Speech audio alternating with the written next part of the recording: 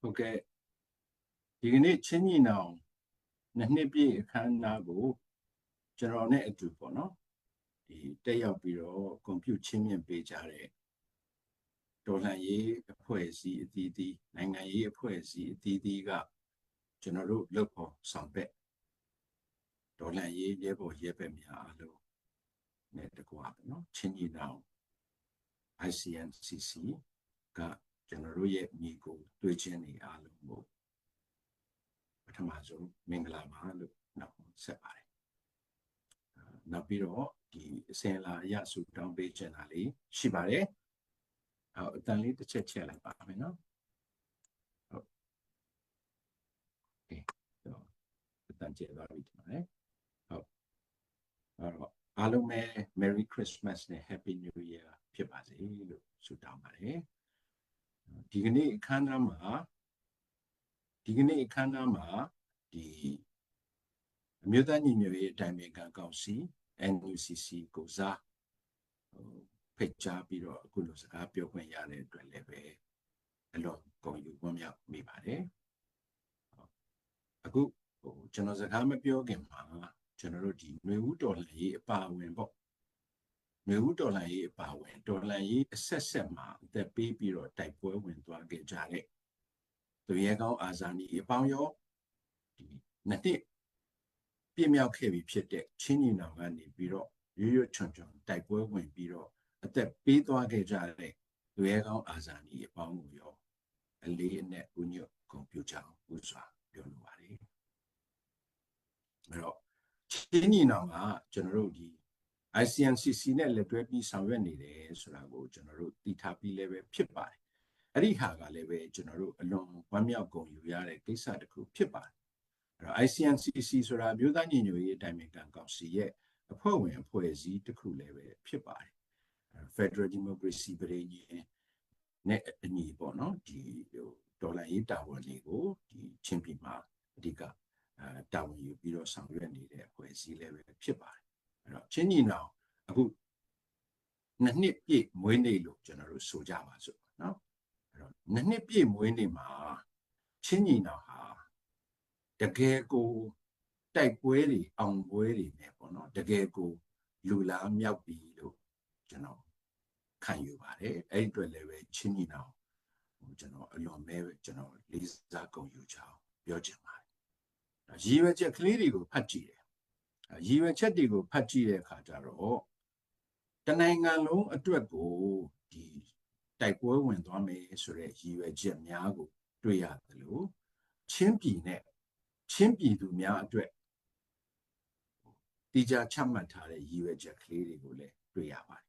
ဒါဟာလည်းပဲအလွန်အမျှော်မြင်ကြီးတဲ့ရည်ရွယ်ချက်များဖြစ်တယ်လို့ကျွန်တော်ပြောချင်ပါတယ်တနိုင်ငံလုံးအတွက်ရောချင်းပြည်နဲ့ချင်းပြည်သူများအတွက်ရောကိုမျှတအောင်ဒီရည်ရွယ်ချက်တွေမှာပေါင်းစပ်ထားတာကိုလည်းပဲကျွန်တော်ထူးထူးခြားခြားလေးတွေ့ရပါတယ်အဲ့အတွက်ကြောင့်ချင်းညီနောင်အနေနဲ့ပေါ့နော်ဒီနှစ်ကနေစပြီးတော့2023ဒီဇင်ဘာ30ကနေအခုဒီ2025ဒီဇင်ဘာ30မှာချင်းညီနောင်နှစ်တင်းတင်းပြည့်ပါပြီသို့တော့နှစ်နဲ့မကတဲ့တော်လှန်ရေးအတွေ့အကြုံတွေနှစ်နဲ့မကတဲ့တိုက်ပွဲတွေနှစ်နဲ့မကတဲ့အောင်ပွဲတွေစွတ်ခူးနိုင်ခဲ့ပြီလို့ကျွန်တော်တို့ဂုဏ်ပြုပြောကြားလိုပါတယ်ဒါဟာလည်းပဲကျွန်တော်တို့ဒီຫນွေဦးတော်လှန်ရေးနဲ့တကွာပေါ့နော်ဒီတော်လှန်ရေးအဆက်မှာစစ်အာဏာရှင်ကိုဝိုင်းဝန်းတော်လှန်နေခဲ့ကြတဲ့အခြားသောမဟာမိတ်အင်အားစုများရဲ့ကူညီပံ့ပိုးမှုနဲ့ကျွန်တော်တို့ပေါင်းဆက်ဆောင်ရွက်မှုတွေကြောင့်လည်းဖြစ်တယ်ဆိုတာကိုချင်းညီနောင်အနေနဲ့လည်းပဲတကယ်အပြည့်စုံပြည့်ဝနားလည်လိမ့်မယ်လို့ကျွန်တော်ယုံကြည်တယ်ဗျအဲ့တော့ကျွန်တော်တို့အခုဆိုလို့ရှိရင်2025ကုန်ဖို့ရာကရက်ပိုင်းပဲကြံပါတော့တယ်2025မှာကျွန်တော်တို့တော်လှန်ရေးတစ်စုံလုံးကိုပြန်ပြီးတော့ကြည့်ကြရအောင်ပေါ့နော်ပြန်ပြီးကြည့်မယ်ဆိုလို့ရှိရင်2025မှာကျွန်တော်တို့တော်လှန်ရေးတစ်စုံလုံးအနေနဲ့အခက်အခဲတွေကျွန်တော်တို့တော်တော်ကြုံခဲ့ရတာမျိုး ရှိပါအဲ့ထဲမှာထူးထူးခြားခြားရှိခဲ့တာတွေကဥပမာအားဖြင့်ကျွန်တော်တို့တရုတ်ရဲ့ပြောင်ပြောင်တင်းတင်းဝင်ရောက်ဆွတ်ဖက်မှုနဲ့တရုတ်ရဲ့ဖိအားပေးမှုနော်ဒါတွေရှိပါတယ်နောက်ပြီးတော့ဒီအချမ်းဖက်စေအုပ်စုကိုပြောင်ပြောင်တင်းတင်းထောက်ခံပြီးတော့ကျွန်တော်တို့တော်လှန်ရေးညီနောင်တော်လှန်ရေးအင်အားစုတွေပေါ်မှာဆွတ်ဖက်ဖိနှိပ်တဲ့ပုံစံမျိုးတွေလုပ်ခဲ့တာမျိုးတွေရှိခဲ့ပါတယ်ဒါဟာ2025မှာကျွန်တော်တို့တော်လှန်ရေးအင်အားစုတွေအားလုံးအပေါ်မှာရိုက်ခတ်ခဲ့တဲ့အခက်အခဲတွေဖြစ်ပါတယ်နောက်တစ်ခါဒီ2025မှာပဲကျွန်တော်တို့ပြန်ကြည့်မယ်ဆိုလို့ရှိရင်တော်လှန်ရေးကိုဥဆောင်တဲ့အဖွဲ့အစည်းတွေကြားထဲမှာညှိနှိုင်းဆောင်ရွက်မှုတွေနော်ပူးပေါင်းဆောင်ရွက်မှုတွေကျွန်တော်တို့လုံလောက်မရှိခဲ့ဘူးညှိနှိုင်းဆောင်ရွက်မှုတွေပူးပေါင်းဆောင်ရွက်မှုတွေအားနည်းနေခဲ့တယ်ဆိုတာကိုလည်းပဲဒါကျွန်တော်တို့အမှန်ကိုအမှန်တိုင်းပြန်ပြီးတော့သုံးသပ်ကြရမှာဖြစ်ပါတယ်နောက်ပြီးတဲ့အခါတရုတ်ရဲ့ဖိအားကြောင့်ဖြစ်စေသို့မဟုတ်လို့ရှိရင်ပထဝီနိုင်ငံရေးအရာဖြစ်စေတော်လှန်ရေးအင်အားစုတွေကိုကျွန်တော်တို့လုံလောက်ဝန်းရံမရက်တည်ခဲ့တဲ့နိုင်ငံတကာအခင်းအကျင်းကိုလည်းကျွန်တော်တို့တွေ့ကြရမှာဖြစ်ပါတယ်ဒါတွေဟာစိတ်ပြည့်အားရောဖို့ကျွန်တော်ပြောနေတာမဟုတ်ဘူးကျွန်တော်တို့ဟာပဂရိအခြေအနေကိုပဂရိအတိုင်းသုံးသပ်နိုင်မှကျွန်တော်တို့တော်လှန်ရေးမှာဘာတွေဆက်ပြီးပြင်ဆင်ရမယ်အောင်မြင်ဖို့ရာအတွက်ကျွန်တော်တို့ဘယ်လိုတွေလှုပ်ဆောင်ရမယ်ဆိုတာကိုပို့ပြီးတော့ကွက်ကွင်းမြင်နိုင်မှာဖြစ်ပါတယ်အဲ့တော့ခုနလိုပဲကျွန်တော်ခုနပြောခဲ့တဲ့အတိုင်းပါပဲနိုင်ငံတကာကလည်းပဲပထဝီနိုင်ငံရေးအနေအထားအရဖြစ်စေတရုတ်ရဲ့ဆွတ်ဖက်မှုတွေကြောင့်ဖြစ်စေကျွန်တော်တို့တော်လှန်ရေးအင်အားစုများအပေါ်မှာအတော်ကိုသတိထားပြီးတော့ဆက်ဆံခဲ့တဲ့အနေအထားမျိုးတွေရှိခဲ့တယ်လို့တစ်ဖက်ကလည်းပဲကျွန်တော်တို့တော်လှန်ရေးအင်အားစုများကိုစိတ်ဆက်ညှိနှိုင်းရေးလမ်းကြောင်းကိုဇွတ်အတင်းတွန်းပို့ခဲ့တဲ့အနေအထားမျိုးတွေလည်းကျွန်တော်တို့တွေ့ခဲ့ရတာမျိုးရှိပါတယ်မြို့သားညီညွတ်ရေးတိုင်ပင်ခံကောင်စီအနေနဲ့ကတော့ဒါတွေကိုကျွန်တော်တို့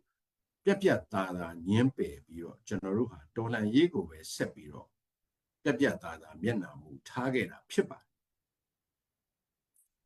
2026အခုမကြာခင်ရက်ပိုင်းအတွင်းရောက်လာတော့မယ်ကျွန်တော်တို့ကြိုဆိုရမယ်နှစ်သစ်ပေါ့เนาะအဲ2026မှာလည်းပဲကျွန်တော်တို့အတွက်စိန်ခေါ်မှုတွေပို့ပြီးတော့များလာနိုင်ပွဲရှိတယ်လို့ကျွန်တော်တို့ခံမှန်းပါတယ်ဥပမာ2026မှာနိုင်ငံတကာရဲ့ချင်းကပ်မှုတွေပေါ့နော်နိုင်ငံတကာရဲ့ချင်းကပ်မှုတွေဟာတိတာပုံစံပြောင်းလာနိုင်တဲ့အနေအထားမျိုးကျွန်တော်တို့ခံမှန်းထားတာရှိပါထင်ရှားတဲ့တာရကတစ်ခုကတော့2025နှစ်ကုန်ပိုင်းလောက်မှာကလေးကကျွန်တော်တို့နိုင်ငံတကာရဲ့ကူညီမှုတွေပံ့ပိုးမှုတွေဟာအတော်တိတာကျဆင်းသွားတာကိုတွေ့ကြရမှာဖြစ်ပါတယ်နောက်တစ်ခါကျွန်တော်တို့နိုင်ငံတကာအနေနဲ့ကတွေ့ဆုံဆွေးနွေးမှုညှိနှိုင်းမှုကိုပို့ပြီးတော့တော်လှန်ရေးအင်အားစုတွေကိုပို့ပြီးတော့တွေ့ဆုံဆွေးနွေးရေးညှိနှိုင်းဆွေးနွေးရေးကိုပို့ပြီးတော့တွန်းအားပေးလာနိုင်တဲ့အနေအထားမျိုးလည်းပဲ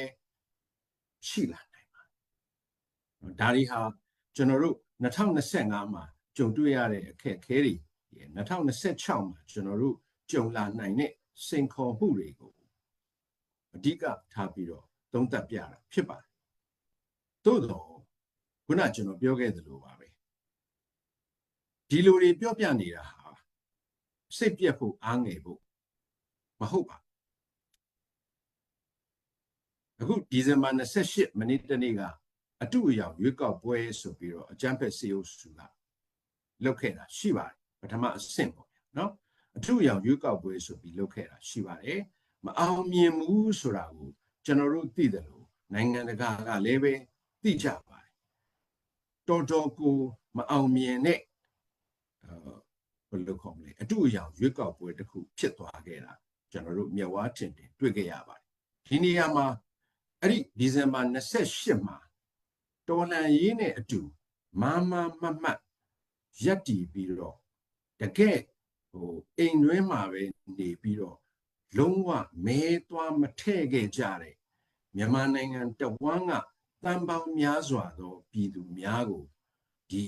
နေရာကနေပြီးတော့ကျွန်တော်တကယ်ကိုအလေးအနက်ဥညွတ်ဂုဏ်ပြုပြီးတော့ကျေးဇူးတင်တယ်ဆိုတာလေးလည်းထည့်ပြီးတော့ပြောချင်ပါတယ်ဘယ်လိုပဲဖြစ်ဖြစ်နိုင်ငံတကာအခြေအနေတွေဘယ်လိုပဲပြောင်းနိုင်ငံတကာရဲ့ချဉ်းကပ်မှုတွေဘယ်လိုပဲပြောင်းအကြမ်းဖက်စစ်အုပ်စုဟာသူတို့ရေးဆွဲထားတဲ့လမ်းပြမြေပုံအရဘယ်လိုတွေပဲဆက်ပြီးတော့ရှောက်လှမ်းသည်ပဲဖြစ်စေကျင်းသေးတာကကျွန်တော်တို့ရဲ့တော်လှန်ရေးကဆက်ပြီးတော့ရှိနေမှာဖြစ်တယ်ကျွန်တော်တို့ရဲ့တော်လှန်ရေးဟာအားကောင်းခိုင်မာစွာနဲ့ဆက်ပြီးတော့ရှိနေမှာဖြစ်တယ်ဒါကိုဒီ